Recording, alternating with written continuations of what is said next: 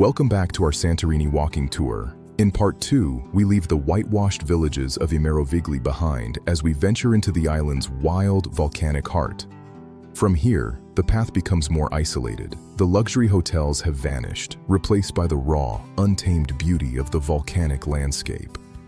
As we climb higher, we can see the entire arc of the caldera stretching behind us, with Immersive and Perissa perched precariously on the cliffs. The ground beneath us is a mix of red and black volcanic stone, a constant reminder of the massive eruption that created this island.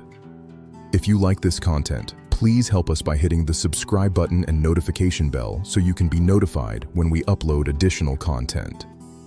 We are now approaching Prophetess Elias, the highest point on this section of the trail. This small chapel marks a significant milestone in our journey.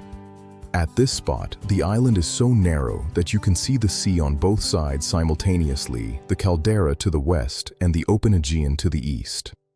The terrain here is challenging. It's a true wilderness hike, where the only sound is the wind and the crunch of volcanic gravel underfoot.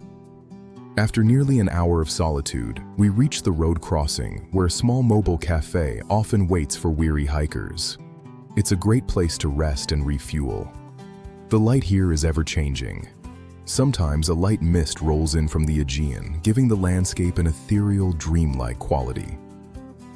The cliffs themselves are a geological record showing centuries of volcanic activity layered in shades of red, brown, and black. As we start our descent, the path smooths out slightly. We're moving toward the northern end of Santorini, where Oya awaits. In the distance, the white buildings of Oya are beginning to grow larger. It's the final destination of our three-part journey. Life finds a way, even here. Small wildflowers bloom in the cracks of the volcanic rock, adding delicate color to the rugged terrain.